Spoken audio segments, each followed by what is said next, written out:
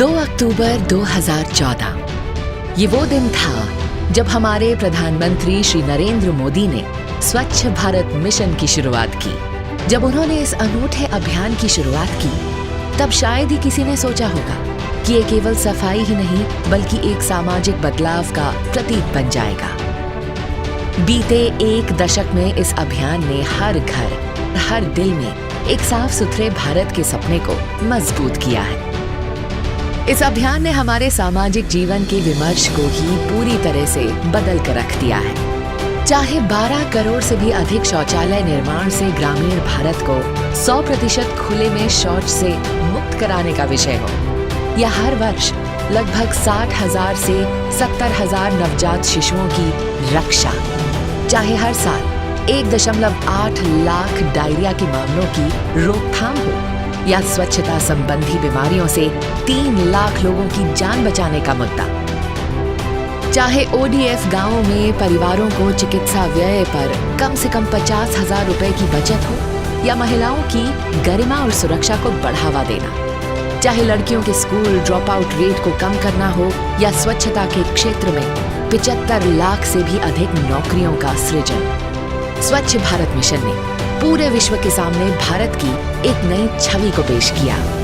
प्रधानमंत्री नरेंद्र मोदी के इस अभियान ने देशवासियों के दिलों को छुआ है। इस अभियान ने लोगों को इस भावना के लिए प्रेरित किया है कि सफाई केवल सरकार की जिम्मेदारी नहीं है, बल्कि ये समाज की भी जिम्मेदारी है। इसकी वानगी आप ऐसे समझ सकते हैं कि पुणे के एक रिटायर्ड शिक्षक चंद्रकांत कुलकर्णी ने हर महीने मिलने वाले 16,000 रुपए की पेंशन में 5,000 रुपए स्वच्छ भारत कोष में दान करने का फैसला किया।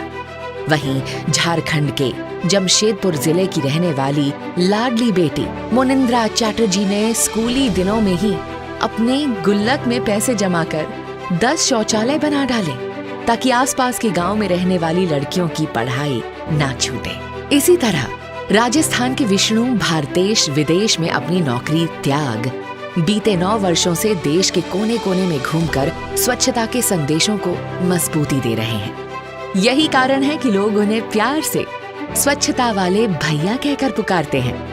वहीं महाराष्ट्र में एक परिवार ने PM मोदी के इस अभियान से प्रेरित होकर अपनी बेटी को स्वच्छता नाम दे दिया। और महाराष्ट्र के ही महाड में ममता मेहता ने स्वच्छता अभियान को बढ़ावा देने के खातिर अपनी टीचर की नौकरी तक छोड़ दी, और आज उनके प्रयास में शहर के 40% आबादी की भागीदारी है। वहीं 2019 के कुंभ मेले में प्रयागराज मेला प्राधिकरण ने 10,000 सफाई कर्मियों की मदद से एक साथ कई स्थानों पर सफाई कर एक गिनीज वर्ल्ड रिकॉर्ड बनाने का काम किया। इतना ही नहीं, स्वच्छ भारत मिशन शुरू होने के बाद देश के युवाओं को इस क्षेत्र में नवाचार और उद्यमिता का भी अभूतपूर्व अवसर मिला। उदाहरण के तौर पर उत्तर प्रदेश के मथुरा के रहने वाले 15 साल के सिकांतो मंडल ने पुरानी बेंच, साइकिल के ब्रेक, ग्रिप और वायर जैसी चीजों से स्वच्छता काट बनाकर पूरे देश में सुर्खियां बटोरी थीं। इस इनोवेशन के लिए उन्हें राष्ट्रपति द्वारा भी सम्मानित किया गया। वहीं असम के रहने वाले संजय कुमार गुप्ता ने तिनसुकिया और तीताबार जैसे अपने आसपास के शहरों को स्वच्छ बनाने के लिए स्विट्जरलैंड में अपनी नौकरी का त्याग कर दिया।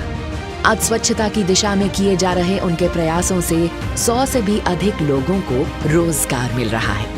ऐसे ही उत्तर प्रदेश के वृंदावन के रहने वाले महेश खंडेलवाल ने देश के गरीब महिलाओं के लिए न केवल सस्ता और पर्यावरण से अनुकूल सैनिटरी नैपकिन बनाने का जिम्मा उठाया है, बल्कि आर्थिक सबलता प्रदान करने के लिए उन्हें तकनीकी रूप से सक्षम भी बना रहे हैं। उनके इन प्रयासों से हजारों महिलाओं का जीवन बेहतर हुआ है। इसी तरह रांची के 2 युवाओं ने अपने स्टार्टअप इलारिया के अंतर्गत पर्यावरण के अनुकूल सैनिटरी पैड बनाने के लिए कॉर्पोरेट सेक्टर में अपनी लाखों की नौकरी छोड़ दी। आज उनके इन प्रयासों से कई आदिवासी महिलाओं को रोजगार का साधन मिला है। ऐसी न जाने कितनी कहानियां हैं, न जाने कितने नायक हैं, जिन्होंने प्रधानमंत्री नरेंद्र मोदी के स्वच्छ भारत के संकल्पों को दिन ब दिन मजबूत किया है।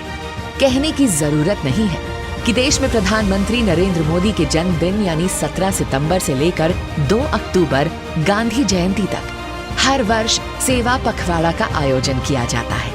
इस मुहिम में नमो ऐप के माध्यम से लाखों लोग जुड़ते हुए और अपने सेवा भाव का परिचय देते हैं। संक्षिप्त शब्दों में कहा जाए तो स्वच्छ भारत एक योजना नहीं बल्कि एक विचार है जो आज जन आंदोलन का रूप धारण कर चुका है। इस आंदोलन में ना कोई गांव और शहर का फासला है और ना हो कोई और बंधन। आइए हम भी इस अभियान से जुड़े और एक स्वच्छ भारत, स्वस्थ भारत की दिशा में एक मजबूत कदम रखें।